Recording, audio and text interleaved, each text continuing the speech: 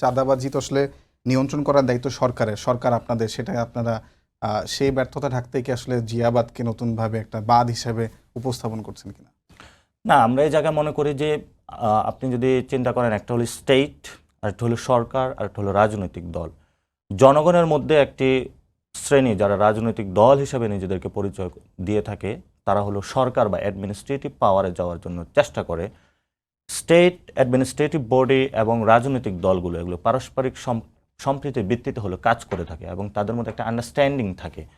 কারণ root level পর্যন্ত administrative body যদি কাজ করতে হয়, কারণ তাদের জনগণের ঘর পর্যন্ত কিন্তু অ্যাক্সেস থাকে না সরকারের সব বিষয়গুলো নিয়ে, হয়তো ওই জায়গাগুলো কিন্তু পলিটিক্যাল যে পার্টিগুলো তারা নিয়ন্ত্রণ করে থাকে। সেই জায়গাতে আমরা দেখতে পাচ্ছি যে বিভিন্ন জায়গায় যে সিন্ডিকেটগুলো রয়েছে, তারা সেগুলো যখন সরকারি বাহিনী সেগুলো যে বাধাগ্রস্ত করার চেষ্টা করেছে, যে সিন্ডিকেট ভেঙে দেওয়ার জন্য চেষ্টা করেছে, সেখানে তারা দেখতে পেয়েছে যে বিভিন্ন পলিটিক্যাল পার্টি তাদেরকে বাধা দিচ্ছে।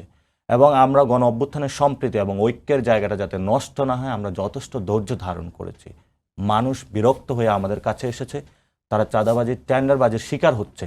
সেই জায়গাতে আমাদের মনে হয়েছে এখন চুপ করে থাকার সময় না, মানুষের পক্ষে কথা বলা প্রয়োজন। সরকার সেই জায়গাটায় আমি স্পষ্ট করেছি, সরকারের যে বাহিনীগুলো রয়েছে সে বাহিনীগুলো যখন মানুষের কাছে যাচ্ছে, সেখানে চাঁদাবাজ যারা টেন্ডারবাজ তারা প্রতিরোধ করে দাঁড়াচ্ছে এবং তারা জিয়াকে ডাল হিসেবে ব্যবহার করছে, বিভিন্ন রাজনৈতিক দলের পরিচয়কে ব্যবহার করা হচ্ছে।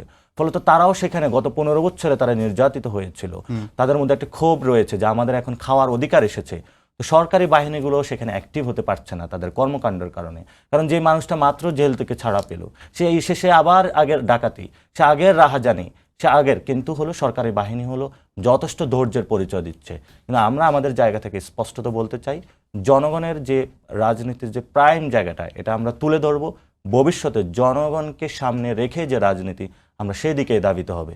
এটাতে কোনো দল, কোনো মতপক্ষ বা গোষ্ঠী যদি বাধা দেওয়ার চেষ্টা করে, আমরা মনে করি জনগণের যে শক্তি, জনগণের শক্তির সামনে সবকিছু বেসে যাবে। যদি চাঁদাবাজি রুখতে না পারে, সেক্ষেত্রে তো সেটা সরকারের দুর্বলতা, এবং সরকারের তো আসলে ধৈর্য ধারণের কোনো প্রয়োজনও আছে বলে মনে করি না। কিন্তু আপনারা জিয়াবাদ, মুজিববাদ চাচ্ছেন না, মওদুদিবাদ নিয়ে আপনাদের ধারণা কি?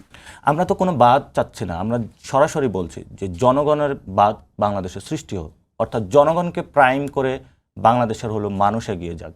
জনগণের যে চাওয়া আকাঙ্ক্ষা গত 53 বছরে বাংলাদেশে পূরণ হয়নি, সেই আকাঙ্ক্ষার যে বাস্তবায়ন রয়েছে, সেটাই আসলে মানুষের প্রাইম হওয়া উচিত। এখানে কোনো ব্যক্তি, কোনো দল, কোনো পরিবার, কোনো দলীয় আদর্শ মানুষের উপরে কখনো স্থান দেওয়া উচিত বলে আমরা মনে করি না।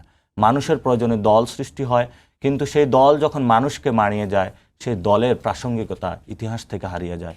যেমন আমাদের সামনে উদাহরণ রয়েছে একটি প্রাচীনতম দল আওয়ামী লীগ, যারা মানুষের উপরে নিজেদেরকে প্রাইম করে তোলার চেষ্টা করেছিল, ফলত তারা ইতিহাসের গর্বে হারিয়ে গিয়েছে এবং ভবিষ্যতে তাদের বাংলাদেশের রাজনীতি করার কোনো সুযোগ থাকবে না বলে আমরা আশা করি।